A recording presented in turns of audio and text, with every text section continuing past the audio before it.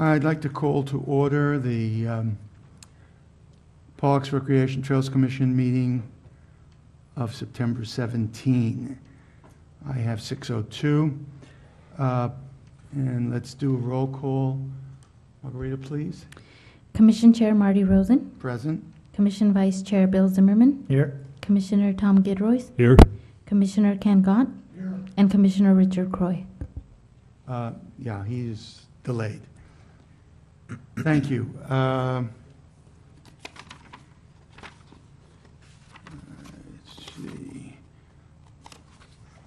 Who did it last time? You did? Would you lead us?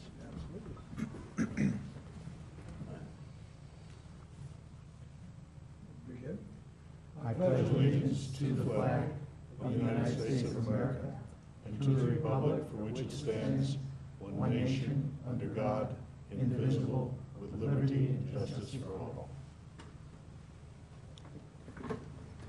Thank you, Ken.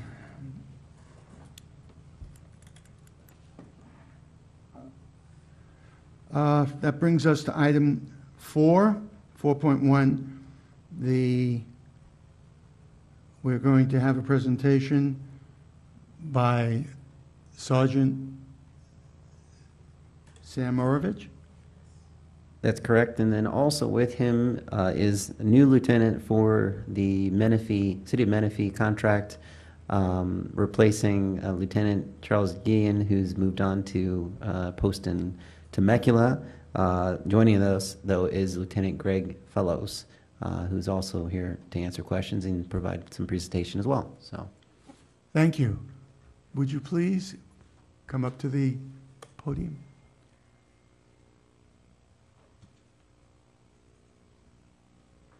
Hey guys, Lieutenant, thank you for... Oh, that's the lieutenant. I'm the sergeant. Oh, sorry. That was fine. Yeah, if you don't have things on your... We didn't have anything handy today. I apologize. I do appreciate you pronouncing my last name correctly. It is Sam Morovich. And just a little oversight for you guys that I haven't met before.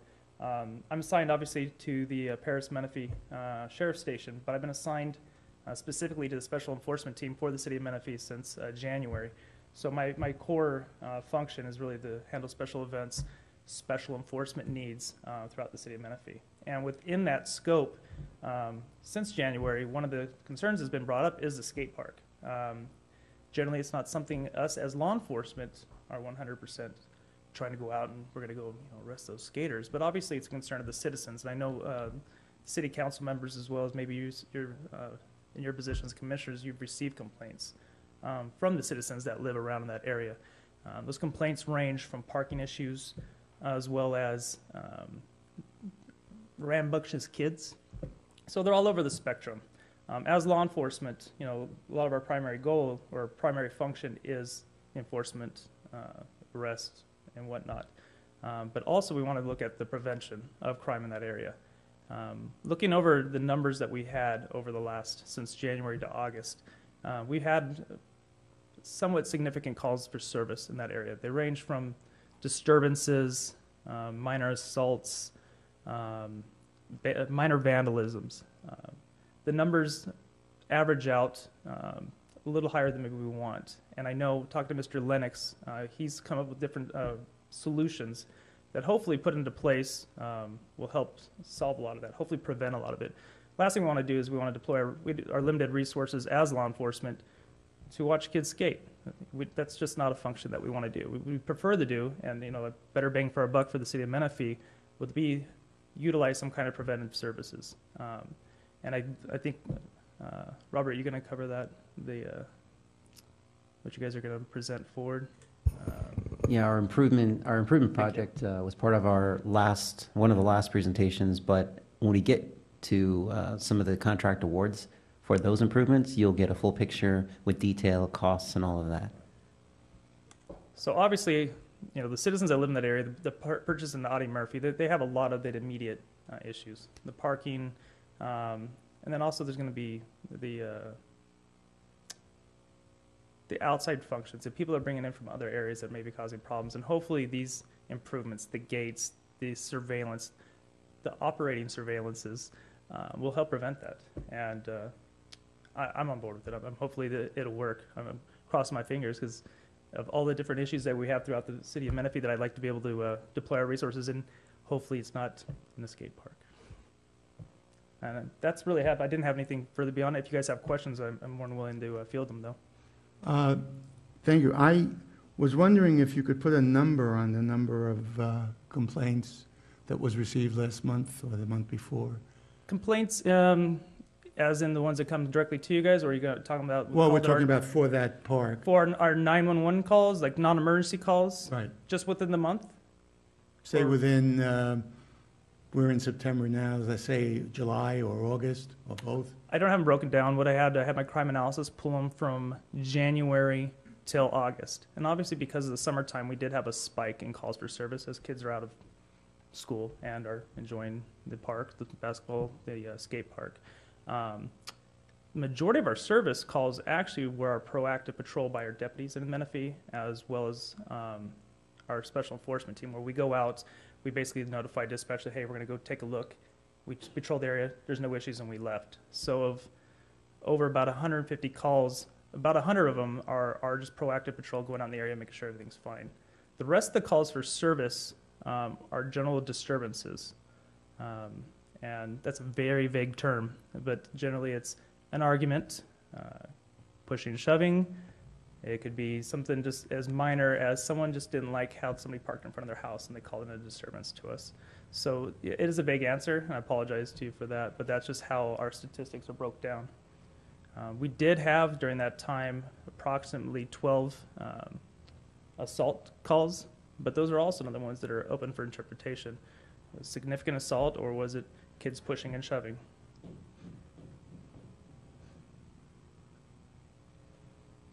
Yeah, please. So would you say it's the trends are pretty much when you average it out the same, or is it trending up or down?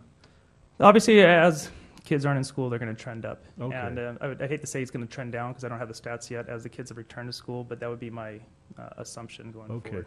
The thing that prompted us to ask to speak to you goes back to a council meeting that I was at on June 17. I made some notes that day. Mhm. Gilbert Duran, the man said that he was concerned about security, drugs, alcohol. He'd been threatened and his son had been assaulted. And it sounded serious enough he'd come to the council, so then he also came and spoke to us. I don't know if you heard of him or remember any such mention of what he brought up. I wasn't there at the council, and I'm not familiar with that specifically. Okay. But I know we have had, whenever you put a bunch of kids in one big area and they're going to play, they're going to tend to fight. Now, Right. we've also had a couple of drunken public arrests.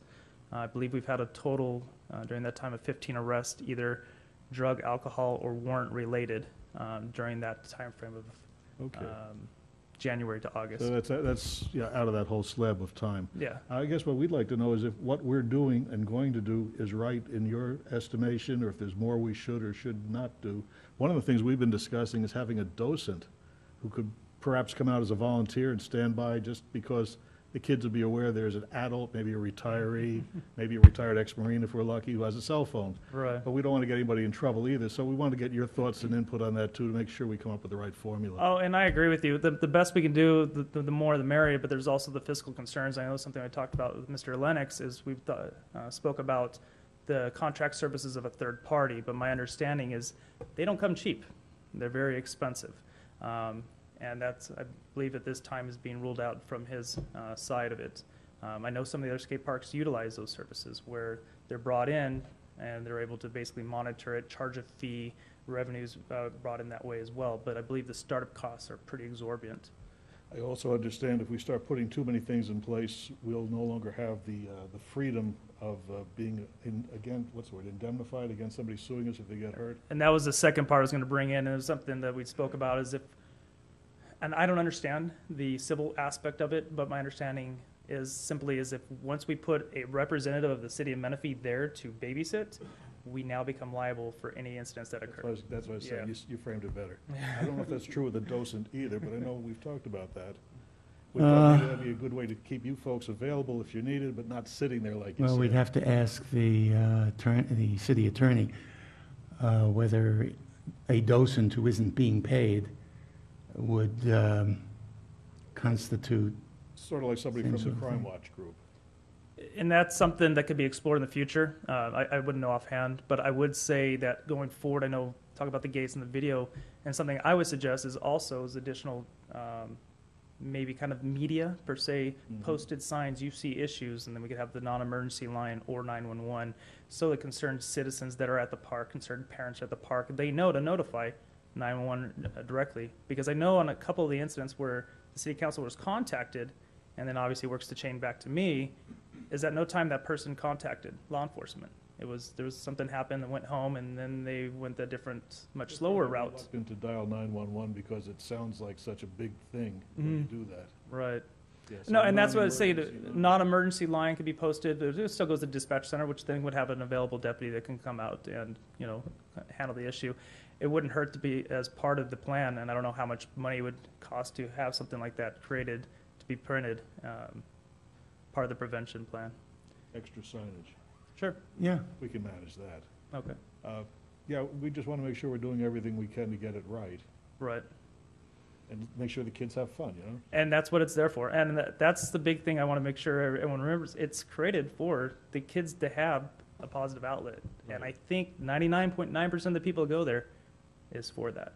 It's always that 0.01 that shows up, causes the problem. Just as an aside, I looked on the internet and I typed in Audie Murphy skate park and got a Right. bunch of videos on YouTube. And there were kids from out of the city that were using it and taping themselves. Sure. So apparently it's a really good park and it's attractive to people from out of town. And that could create some kind of friction, I'm sure, but just something I ought to mention while I'm talking about it. Yes. Yeah, and it's known. We hear from, that there are people from outside town comes in from our nearby cities as well to come and enjoy it because, well, it's a great price at free. And it is an excellent park as well. now I understand that Murrieta has just put one in. I'm wondering if they're having the same problems. Marietta's had one for quite some time. And Lake Elsinore, I believe Lake Elsinor's had theirs for a few years as well. But I know Marietta's has been in place down at their, because I live in the city of Marietta, and that's where my daughter goes to their swimming and whatnot. It's right next to their swimming pool. And they have a contractor. They charge I think it's a $3 entrance fee as well. But I don't know all the background behind there. I don't know if that was something they put into place once they created it. But their skate park's been established for quite a few years now. yes. Just a couple of things to update the commission on relative to the skate park since the last time we talked about it. It could help shed a little more light. First off, Lake Elsinore skate parks, they did rededicate, I guess, a reconditioned park that they had before. I'm forgetting the name of it, but that skate park and a second skate park that they have in town are no longer supervised. They intentionally pulled that piece away. They used to be before. And my discussions with my counterpart over there is they also looked at the law and determined that they take on more liability. The operator contract that does exist in some other agencies is a pricey one. We did receive a proposal back from the contract operator that seems to be doing all these, and they were quoting us about $200,000 for a year. And so we haven't negotiated anything beyond that, but it's steep in order to do that. It does shift the liability over to the operator, though, so it's a possibility. And then the other thing to mention is on the cameras. I wanted to give you more detail about what the plan is going to entail. Additional cameras throughout the park, not just the skate park, and the ability to view and record those remotely. We have that capability in the new park at Spirit Park that's opening up in November. This would piggyback off the same system and allow us to access any live feed or feed from 2 weeks, say 2 weeks back, in case there was some activity that we wanted to have as a point of record. Thank you. Any other questions? Rick? Yeah, just have a quick question. My apologies for being late, by the way. Love the 91 freeway. In your opinion, what is the best way to engage the public in saying something similar to what Tom was saying? Is that, is it a sign? Is it word of mouth? Is it, if you have a problem, call here? I wish I had the answer because I'd already be using it right now. Okay. I do think a good step forward would be the education at the nearby, the surrounding neighborhood, because I believe most of the complaints are generated by the residents that are immediately affected by the park. So any kind of media, be it the posted signage, I'm open for any suggestion there, but basically get some of the word of mouth out that, hey, you know, if you have issues here, it is okay to contact the non-emergency line, or if it's an emergency, contact 911. That is your best bet to get us out here for service. But as for going out to contact them, I would hate to say that would be kind of a common sense thing, but I would hope going forward that's something that we can do instead of having the complaints generated and routed to this downtown of the city before getting to us. Because it's something that most of the time that we could handle at the base level immediately if we were notified of it. Thank you. Once the cameras go in, it'd be interesting to get some metrics on, hopefully they'll improve, and then maybe the problem's solved, you know. Smile, you're on candid camera. Yeah, what we're finding now is the cameras that are in place, kids like to use them as target practice for their skateboards. So the specified camera detail we've got is bulletproof. And when I say bulletproof, it's literally bulletproof. So they can throw just about anything at it, and it's not going to really do much. And we should be able to capture them in the process of that as well. So, one other thing to note, we've been trying to have some rules in place there that limit the use to skates and keep bikes out. And unfortunately, there was a recent law just passed by the governor that banned cities like ours from disallowing bicycles to be used in the skate park. And so, correct me if I'm wrong, Robert, but I think that's a law he actually signed like 2 weeks ago. yeah, what the law does is it actually expands that that indemnification, so to speak. Right now, cities are covered for assumed risk on skateboard use in skate parks. It expands that, though, to cover any wheeled, not vehicle, but any wheeled, item. So it could be scooters, could be BMX bikes. It means that if we were to say, hey, this park is meant also for BMXers and scooters, then the city doesn't take on the liability in case they were to get injured during use as well. Right now, it's posted as a skate park only. So that doesn't mean that some of the users run the gamut. It just means that's what it's posted as and what it's intended for. The design of the park was for skate use. So we find that many times the equipment in there gets worn down much quicker because it's not designed for BMX bikes that have the trick pegs on the side. They tend to eat up the ramps much quicker than skate trucks do. So there's pluses and minuses to the recent legislation. We have not done anything to really deal with that yet. In the future, we might, though.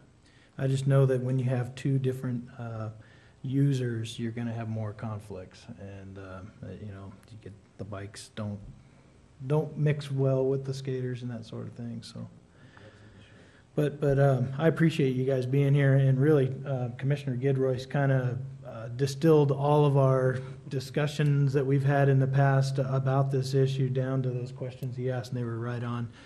We really wanted to know from your perspective what other cities are doing before we jump ahead and start making some decisions here without having at least consulted. So I'm glad you guys are here. Thank you. No, and I appreciate the invite, and if anything that comes along the lines, we're here to be a positive partner, and hopefully what comes into place works, and if not, obviously we reevaluate and figure out what does. Yeah. Could you leave us some cards Sure. for you and for Lieutenant Fellows? Let me see how many I have on me, but absolutely. If not, I can at least leave my contact information with Mr. Lennox, and he can disseminate it to you. Perfect. Right. Thank you. No? Thank you very much for coming. Is there any other questions? Thank you. Thanks. Appreciate it.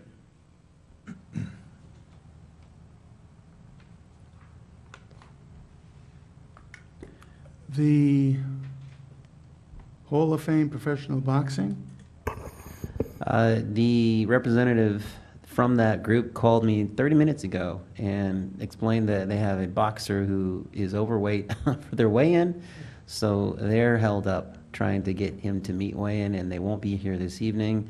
What I explained to him is that I would need to check with the commission and find out what your desire is, to have them come back or to not come back. It's entirely up to you, and I can get back to them on that. Gentlemen, what's your pleasure? Next time's fine. I'd like to see him come another time. It's convenient. At another time. Okay, that brings us to the approval of the minutes of September 3. Are there any questions, changes required? Not hearing any, I would ask for a, I'll move approval. thank you. We have a motion and a second.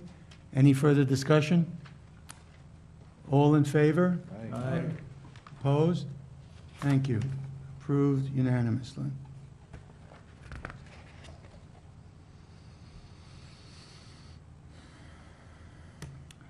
Okay. Are there any modifications to our agenda? There are no modifications. Thank you. So we will accept it as is. Are there any public comments? There are no public comments. Okay, no public comments. Brings us to item number 8.1, the transition plan. And I'm going to ask Robert to take over. Thank you, Chair. This is somewhat of a surprise. I know that the Commission hasn't really received much information on this subject in the past, and that's mostly because the department hadn't either until up to about 3 weeks ago. And so we were, staff was sort of catching up and trying to prepare for this opportunity. I do call it an opportunity to give you the history on this particular district. It is Lighting and Landscape Maintenance District 89-1C. I'll go back to prior to the city incorporation. This is a special tax district that was established when the county was essentially providing all the services in the area. It incorporates the lighting and landscape medians and parkways on various right-of-ways within the city. It does not have a specific geographic area. It is very broad. It does cover a big portion of the city. There's a map attached to your staff report where it shows primarily where the district covers. And what I want to highlight is this was brought to the attention of the city about 3 years ago, when the county, who had agreed at the time of city incorporation to continue providing the maintenance of these areas on behalf of the city via a contract. And it wasn't until about 1.5 years ago that the Public Works Department for the city and the county transportation agency had met to try and strategize a way to transition that responsibility from county and fully over to the city. And so the agreement was to do it effective January 2015.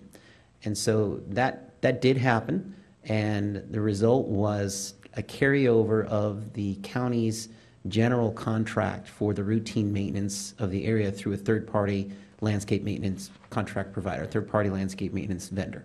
So they've been doing it on a month-to-month basis for all of the area. And the area is about 1.2 million square feet. It's not a small amount of space.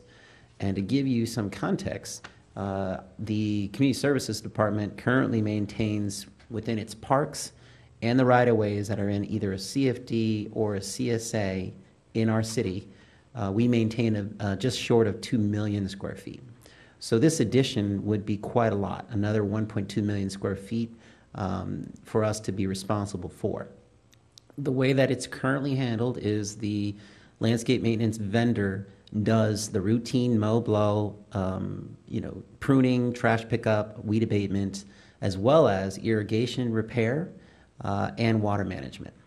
As I've mentioned to this group in the past, our current contract for maintenance of parks and right-of-ways that we're responsible for now does all of that with the exception of the irrigation repair and water management. And that's done intentionally to ensure we have control over those costs.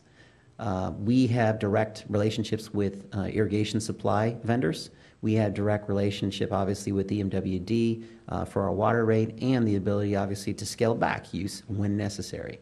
So we wanted to maintain that control.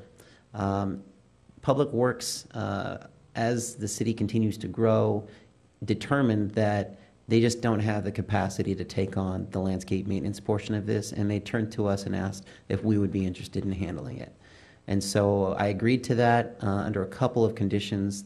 The first one is that we could rework that contract when we bid it out, so it's a competitive multi-year agreement just like our current one is, and that we would be able to hire personnel to manage that contract and complete the irrigation repairs and water management. Those things have been agreed to in principle, and the only piece left is going to be for City Council to approve those requests at a future meeting. The meeting target is October 7th, if I'm not mistaken, Alan, wherein they will approve, we hope, a contract award to the most responsible bidder for the RFP on just the routine maintenance of the areas, approve the creation of the additional personnel, which would include one park and landscape maintenance specialist, that's a full-time position, and 2,080 hours of park landscape maintenance attendant hours. That's essentially a part-time maintenance person to assist on daily basis with the management of these areas. Other expenses that are included are detailed in your staff report. They include things like water, utility, electricity, materials, supplies, vehicle costs, those sorts of things are all in here. The grand total that we are assuming will be part of our outlay for this function is about $404,000 for a year, 1 year. Now, it is possible that the bids could come in lower than what we're anticipating, just like it did for all of the parks and landscaped areas we currently have. In which case, we would be in a much better position to create a bigger reserve within the LLMD, and that would be a good thing. We certainly plan and budget for the high end as a conservative estimate, so that way we don't fall short and exceed what our budget could be, or should be, I should say. So this is what's going to be presented to City Council, obviously with more detail once the RFP is closed. That is intended to, let's see here, close. Alan, if you want to ring in on when our RFP will be terminating or finishing up. September 24th. So when we open those bids, the resulting bidder, most responsible bidder, will be presented as a contract award to council for consideration, and the effective date of all of the responsibility, not only for staff and irrigation, water management, as well as the RFP, will be November 1st. So this is really mostly just a receive and file to give you a heads up of what's coming.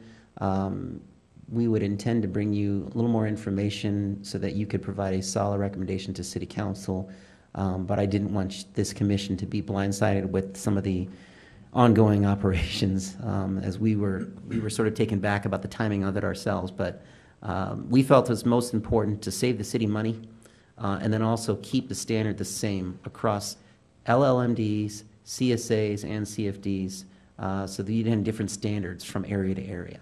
I absolutely agree. I have a question. Go, please. So, in the past, I believe that Valleywide was involved on the east side of the freeway, and so is that still the case? We're talking about just the west side, or are we talking about citywide? Yeah, the really frustrating part about all of the city and the way it's evolved to where it is today is that there was just a mix and match of so many different tax districts. It can get really confusing. I was terribly confused part of me still is, but I think we've got it squared away. This LLMD is not one of the valley-wide LLMDs. Okay. What you'll see, though, on the map is that the areas do go over to the east side. Yes. This LLMD has never was a valley-wide LLMD. It was always from the county and then adopted by the city. The 3 LLMD districts that are valley-wide, they coexist in and around this one. They do not overlap. Got it. And then I'm sure our city council is going to ask the question, because what we're seeing is expected expenditures, but as far as income collected on the tax rolls, are we looking at about the same number, 400? Actually, for the 15-16 levy enrollments, it's about $506,000. The research that we found was the enrollments were actually adjusted down from the prior year. The prior year, they were actually at about $800,000. There were a couple reasons for that. There is a couple of tracks that are part of a project from KB Homes that were being assessed in error, and so those got scaled back. That is obviously not the full $300,000 difference, but even within the zones in this district, many folks had their assessments reduced. We don't know why, but they were reduced, and some of those are at the low end of the range. Our recommendation moving forward to the next year is going to be to bump them back up so that in case we get into a situation, we have an adequate reserve to take care of stuff. Some of the stuff out in the field is old. Some of the controllers need to be updated. Some of the irrigation lines need to be redone.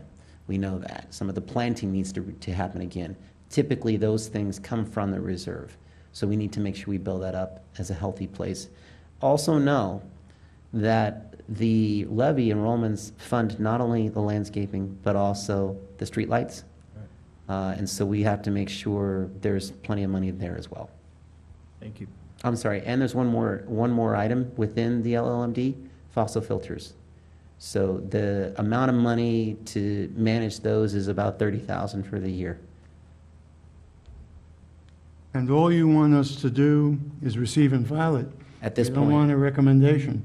not yet, because we don't have the RFP results yet. Okay, so you'll bring us the RFP results, Yes. and then we will, all right, can I have a motion to receive and file? So move. Second? Okay, all in favor? Opposed? Done. Now I've got a question. We always have been having 2 gentlemen here to give us a background of what's been going on, and unless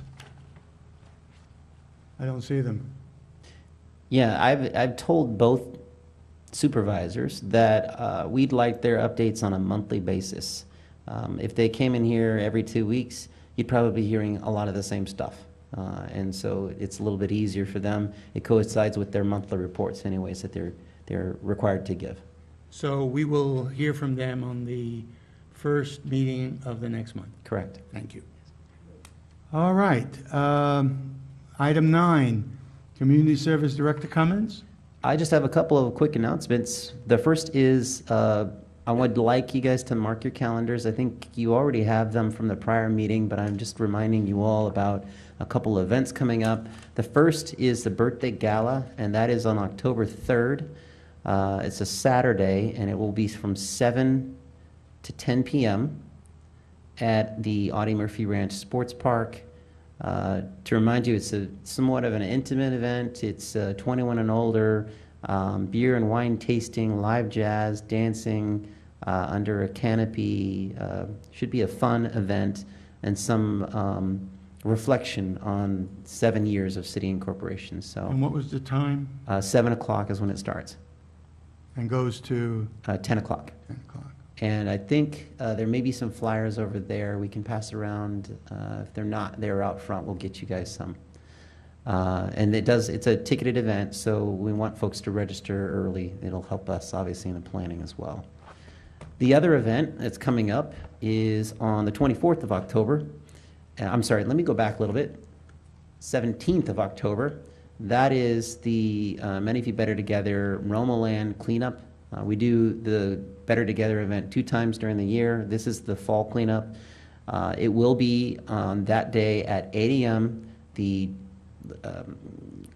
trash collection location will be at Heritage High School, and staff will be out doing some cleanup of right-of-ways, and obviously the neighborhood will be informed that they can bring bulky items or other trash items to drop off there.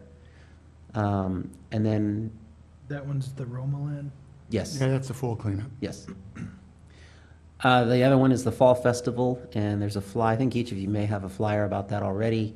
That's on the 24th of October, and that is at Audie Murphy Ranch Sports Park, a very traditional kind of Halloween event with various activities for kids and families. We have a movie screening, we have a live band, we have a petting zoo, jumpers, and a bunch of vendors, costume contest, and all the booths all the vendors on site will be doing free trick-or-treating for those that show up.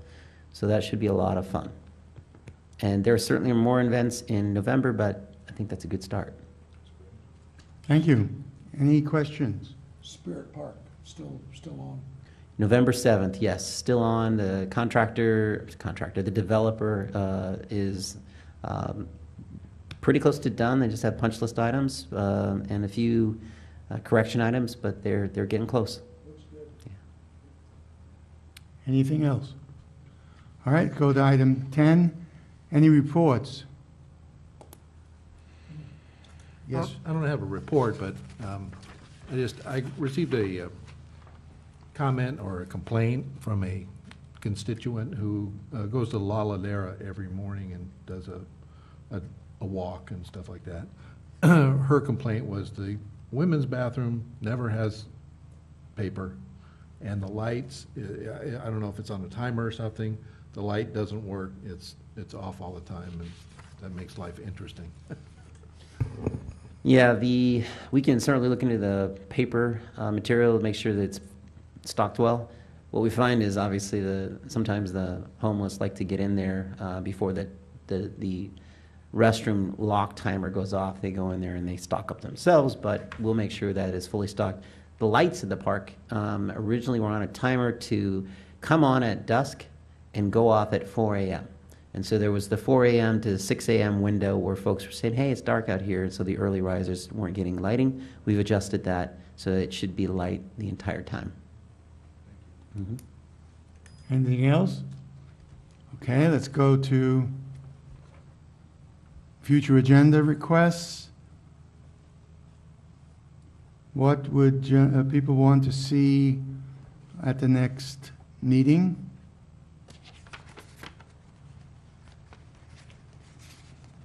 How about an update on that regional park we've been talking about? Okay. Robert, is that possible? Yeah, we can give an update.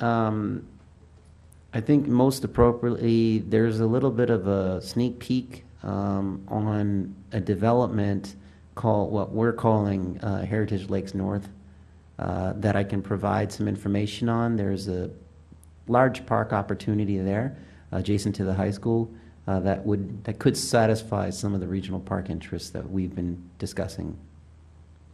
Yeah. Excellent. Anything else that you'd like to see tomorrow, next week, next time? The banner program, I thought we had already said we were going to, so, yeah, okay. And One more thing, let's find out if the docent would be a opportunity to have somebody at the skate park. Can we have the city attorney check that out? yeah, what ramifications would there be if we did that? So the docents. Okay. Anything else? Hearing nothing, then we are adjourned.